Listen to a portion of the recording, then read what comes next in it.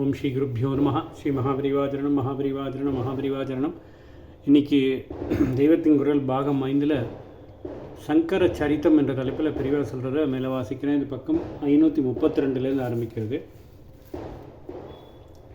அதனால் அடுத்தாற்போல் வருகிற யுத்தகேசன் என்கிற பெயரும் நேராக பரமசிவ மூர்த்தியை குறிப்பதாகத்தான் இருக்க வேண்டும்.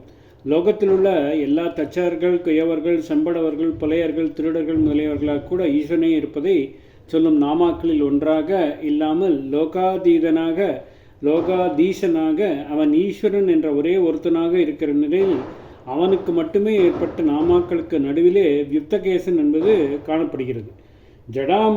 உடையவர்களாக இருப்பவனுக்கு, மொட்டை தலையர்களாக இருப்பவனுக்கு என்று சொல்லாமல் ஒரே ஒரு கபர்தியாகவும் ஒரே ஒரு யுத்தகேசனாகவும் ஈஸ்வரனை சொல்லியிருக்கிறது.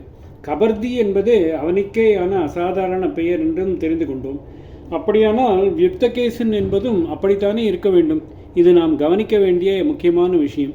தச்சர்களாக உள்ளவனுக்கு, குயவர்களாக உள்ளவனுக்கு என்று பகுவச்சனத்தில் சொல்லி இப்படி லோகத்தில் உள்ள ஜீவர்களுக்குள்ளேயும் அந்தர்யாமியாகவும் ஆத்மஸ்வரூபியாகவும் பரமேஸ்வரன் இருப்பதை காட்டாமல் அவனாகவே இருக்கும்போது அவன் ஒருத்தனுக்கு மாத்திரமே ஏற்பட்ட பெயர்களையே ஏகவச்சனத்தில் பவனுக்கு, ருத்ரனுக்கு, சர்வனுக்கு, பசுபதிக்கு, நீலகண்டனுக்கு, சிதிகண்டனுக்கு, கபர்திக்கு, சகசிராட்சனுக்கு, சததன்வாவுக்கு என்று அடிக்கொண்டே போகிற போது கபர்தி என்பதை அடுத்து யுக்தகேசன் என்று சொன்னால் அது பரமசிவனுக்கு மாத்திரமே உரித்தான ஒரு முண்டிதமான சந்நியாச ரூபத்தை தான் குறிப்பிடுகிறது என்று சந்தேகத்துக்கு இடமில்லாமல் தெரிகிறது அல்லவா. நம்முடைய ஆச்சாரியாலை தவிர இப்படி கேசத்தை வப்பனம் பண்ணி கொண்டவராக காட்டுவதற்கு எந்த மூர்த்தி ஈஸ்வரனுக்கு இருக்கிறது? நடராஜாவாக இருக்கட்டும், தட்சிணாமூர்த்தி ஆகட்டும், காமாரி, திரிபுரசுந்தரி என்றெல்லாம் சிவபெருமானுக்கு இருக்கப்பட்ட அநேக மூர்த்தங்கள் ஆகட்டும், எல்லாமே ஜடாதாரியாதான இருக்கிறது. நடராஜா என்றால் விரித்த செஞ்சடை, தட்சிணாமூர்த்தி என்றால் சாந்தமாக தாழ்ச்சடை, பைரவாதி ரூபங்களில் அக்னி ஜுவாலியாக வீசுகிற ஜடை என்றிப்படி தானே பார்க்கிறோம்.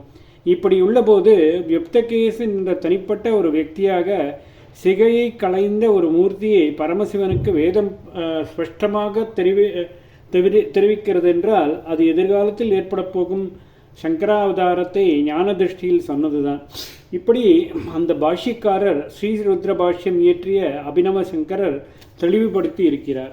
குறிப்பாக ஒரு முண்டித கேசரை ஸ்ரீருத்ரத்தில் சிவஸ்வரூபமாக சொல்லியிருக்கிறது என்றால் அது ஆச்சாரியால் தான் என்று தாம் சொல்லிவிட்டால் போதுமா? வேறே ஆதாரம் காட்டினால்தானே சரியாக இருக்கும் என்று அந்த பாஷ்யக்காரர் புராணங்களை தேடி பார்த்தார்.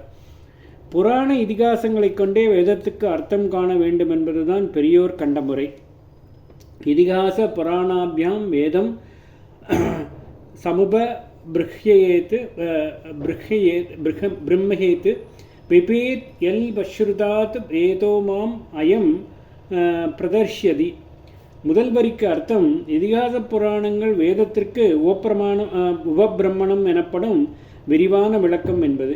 இப்படி இதிகாச புராணங்களையும் வேதத்தோடு கற்றறிந்தவன், நிறைந்த வித்வத்துடன் கூடிய பகுஸ்ருதன், இதிகாச புராண ஞானமில்லாமல் வேதத்தை மாத்திரம் எடுத்துக்கொண்டு அர்த்தம் செய்கிறவன், சிற்றறிவே படைத்த அல்பத்ருஷன், இவனை கண்டாலே வேதம் நடுங்குகிறதாம்.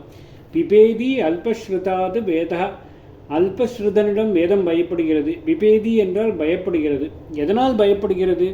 மாம் அயத் பிரதரிஷ்யதி என்று பயப்படுகிறது. அதாவது இவன் என்னை தன்னிஷ்டப்படி கண்ட இடத்துக்கு இழுப்பான், மனம் போனபடி மந்திரங்களுக்கு அர்த்தம் சொல்லி வஞ்சனை பண்ணுவான் என்று பயப்படுகிறதாம். வேதத்தில் வெளிப்படையாக தெரியாத விஷயங்களுக்கு புராண இதிகாசங்களின் துணை கொண்டுதான் அர்த்தம் காண வேண்டுமே என்று தன்னிஷ்டப்படி பண்ணக்கூடாது. இதனால் அந்த பாஷ்யக்காரர் புராணங்களை பார்த்து சிவமூர்த்தியான யுக்தகேசன் யார் என்று ஆராய்கிற போது வாயு புராணத்தில் படிச்சென்று இன்னார்தான் என்று கண்டுபிடித்து விட்டார். அந்த புராணத்தில் சதுர்பிகி சகசிஷ்யைஸ்து சங்கரோ அவதர்ஷ்யதி என்று இருப்பதை பார்த்தார்.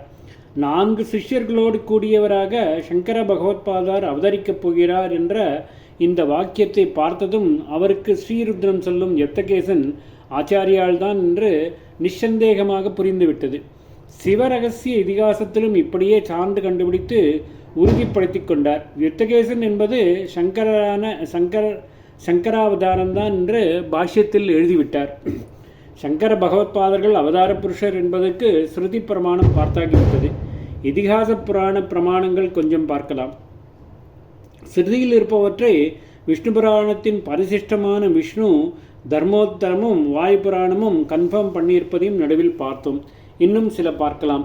சிவரகசியம் என்ற ஒரு இதிகாசம் என்றேனே, அதை பார்ப்போம். புராணங்களை விடவும் பிராமணியம் பிரமாண்யம் அத்தாரிட்டி உடையவையாக கருதப்படும் தெய்வீக கதைகளுக்கு இதிகாசம் என்ற பெயர். ராமாயணம் பாரதம் இரண்டும் இதிகாசங்களே. அப்படி சிவ சம்பந்தமாக உள்ள இதிகாசம் சிவரகசியம்.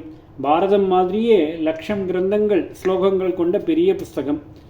சுப்பிரமணிய சுவாமி ஜைகீஷவ்யர் என்ற ரிஷிக்கு அதை உபதேசித்தார். ஜைகீஷவ்யர் சூத மகாபௌராணிக்கு உபதேசிக்க சூதர் மூலமாக அது நைமிச்சாரண்ய முனிவர்களுக்கு உபன்யசிக்கப்பட்டு லோகத்துக்கு பிரச்சாரமாயிற்று. அதனால் ஜைகீஷவ்யர் செய்ததாகவே அதை சொல்வது வழக்கம். சுப்பிரமணியரும் தாமாக இதை ஜெய்கீஸ்வருக்கு உபதேசித்ததாக சொல்லிக்கொள்ளவில்லை. பூர்வத்தில் நம்முடைய பிதாவான பரமேஸ்வரர் அம்பாளுக்கு சொன்ன இதிகாசத்தையே இப்பொழுது தாம் சொல்வதாகத்தான் சொன்னார். ஓம் ஸ்ரீ குருப்யோ நமः. ஸ்ரீ மகாபரிவாஜரணம் மகாபரிவாஜரணம் மகாபரிவாஜரணம்.